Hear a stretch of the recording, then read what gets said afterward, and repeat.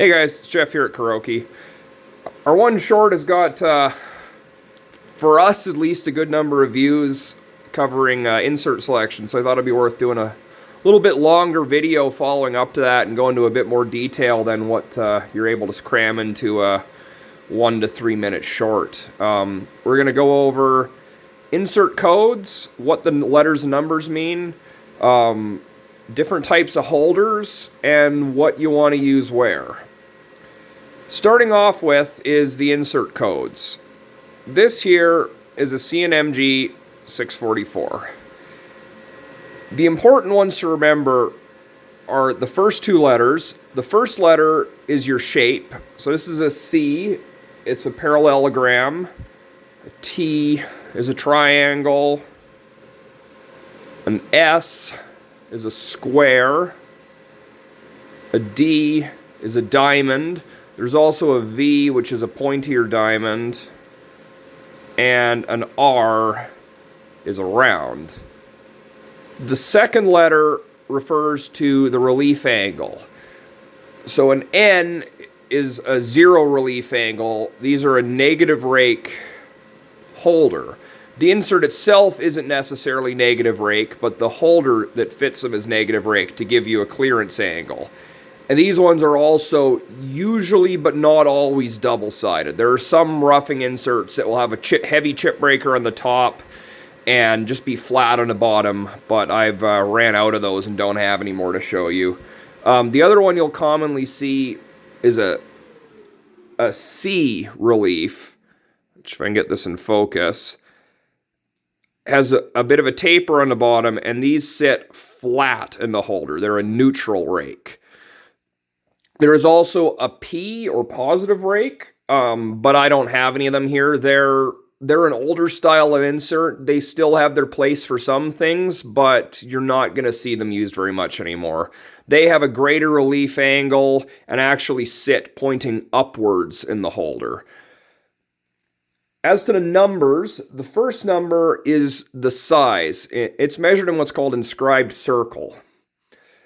So the inscribed circle number is the number of eighths. So a 6 is 6/8, or 3/4 of an inch. So that's the largest circle you can draw that fits entirely within the profile of the insert. A 4, for example, is 4/8, or ½ inch. One thing to keep in mind with that, the rule doesn't change, but it can catch you up if you're not paying attention.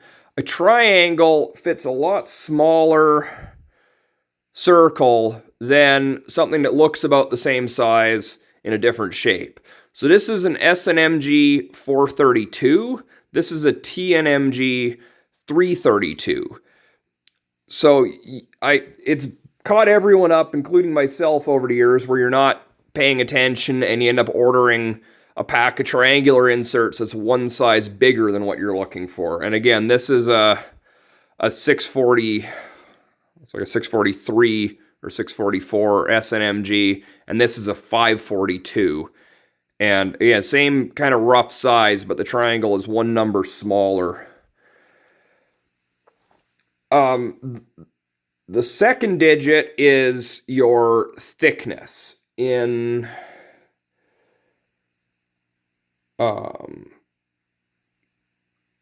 30 seconds of an inch. Mind went blank there. So you'll have there's typically the most two common you'll see are 3 and 4.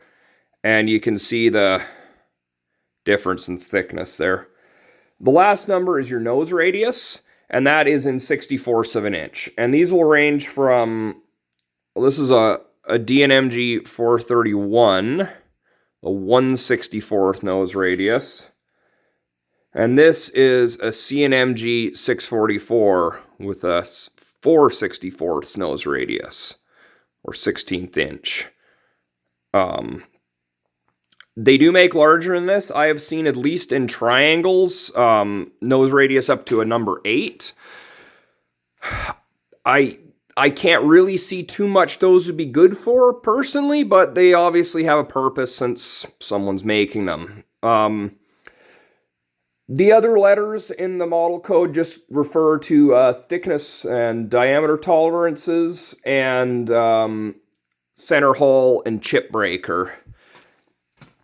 As far as the holders themselves, I'm not going to get into the nomenclature of them, as it's really not something necessary to know. There's such a wide variety, you're better off just looking through a catalog and finding something that matches what you're looking for.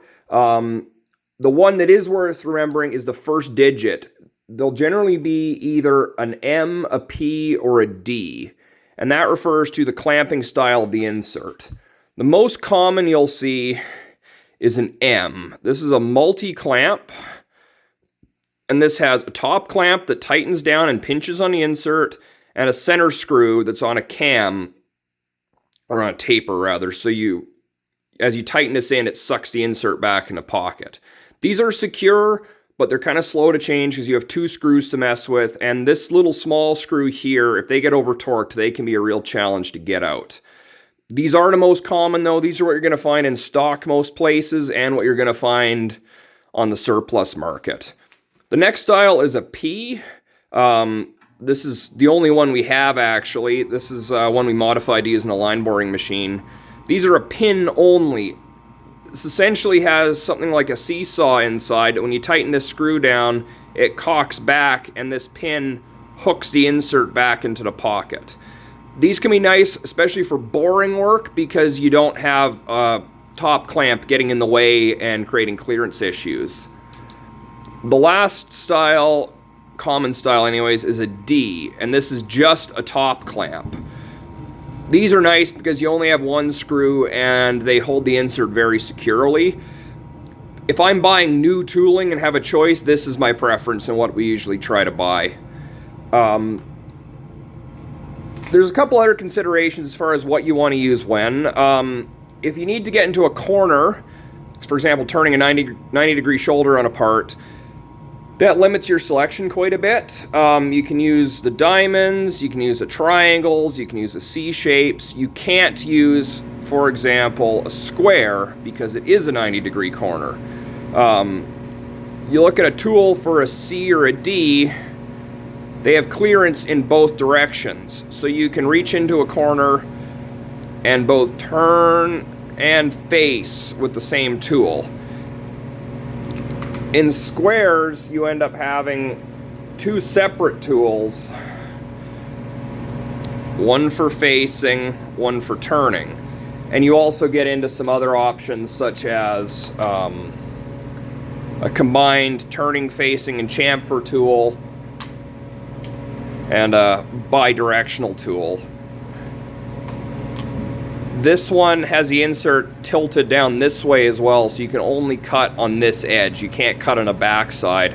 This one is only tilted forward, so you can cut in both directions. Round inserts are not very useful, but they do have their place. These large ones are mostly used if you need to cut a chamfer and don't have a CNC lathe available. Although there is a window in which they work for general turning, it is incredibly small, and they tend to either not break a chip or chatter badly, and frequently will do both at the same time. And this is a negative rake with no relief on the insert. This one is an RCMT, and these do have relief. So these you can plunge right into something. They are more useful. You see some shops, Curtis at Cutting Edge Engineering is one example. We use these for removing cylinder end caps and rod eyes on hydraulic work. It does work fine for that. I've done it a lot over the years. We have taken to prefer using these modified tools with either a C or an S style insert. They just tend to cut a lot better than the round does when you're plunging in a long ways. Really just a preference thing. As long as your weld prep ends up how it needs to be at the end, it doesn't really matter what kind of insert you use to get there. There are also dedicated holders for ceramic inserts. These usually take a thicker insert and they won't have a center hole. They're just a top clamp despite being negative rake. These are something, again, you'd only really use for ceramic inserts for hard turning. As far as size, you generally want to use the smallest insert you can get away with, just due to cost. The larger the insert, the more carbide is in it, and the more you're going to pay for it. We use a lot of bigger stuff, but that's because I've collected up a lot of surplus inserts over the years, and if I was buying them new, we certainly wouldn't be. With nose radius, it depends on the application. You're going to use a small nose radius typically for finishing or for cases where tool pressure is an issue, such as a long skinny part that's trying to chatter.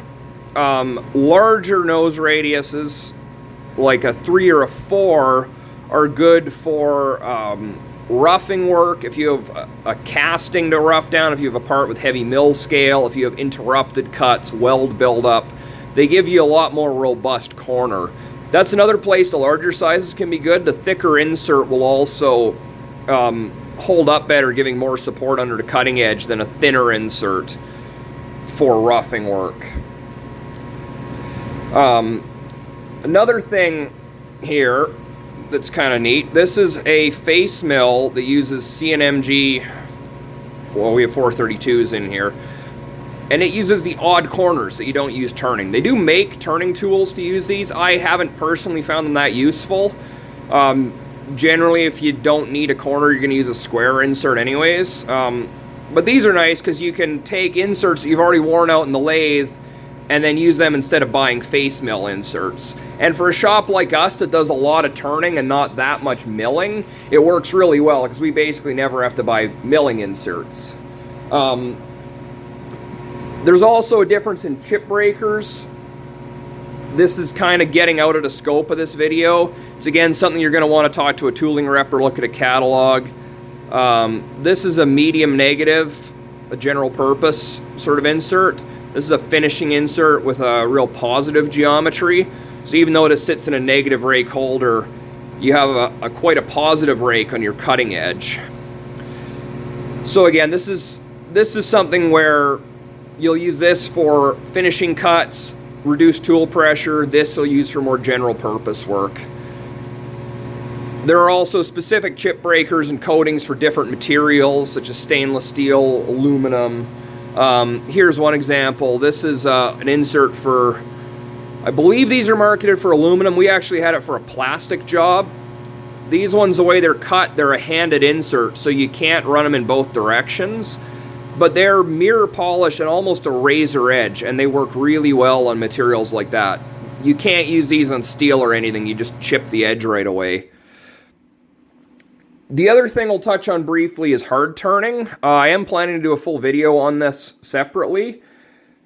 There's a couple options. There are some carbide grades that will work, and there's ceramic and CBN. So in ceramic, I'm not going to pretend to be an expert on this, but there's a few different grades. There's a white insert as well. It's aluminum oxide. I've never used those. They're for a different application that we don't really see. The common ones you'll get are these black inserts, which are silicon carbide, and the green inserts, which are a whisker reinforced.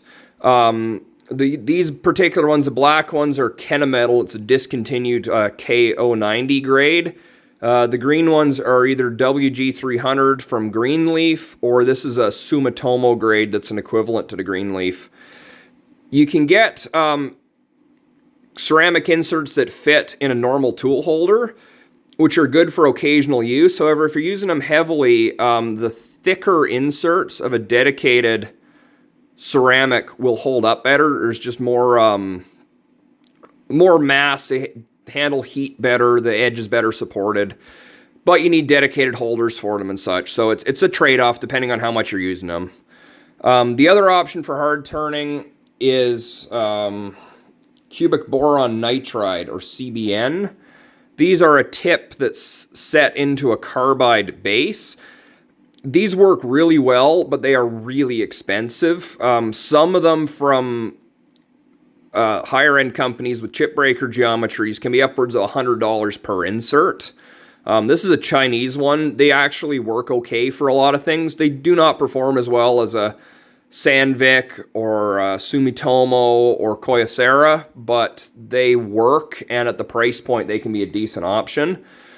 There is also a polycrystalline diamond or PCD insert. I don't have any of them to show you. They aren't usable on steel, as the carbon will, making up the diamond itself, will break down into the iron and destroy the insert in short order. They're meant for high production turning of aluminum, and we really don't work with aluminum, so we don't have any of them to show you.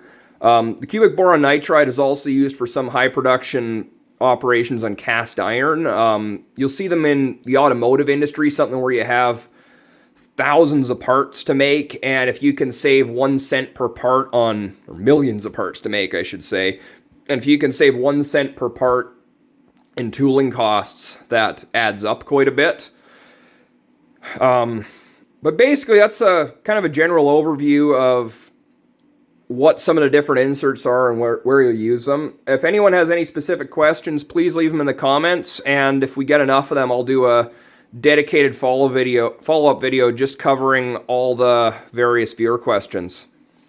Thanks for watching, and we'll catch you on the next video.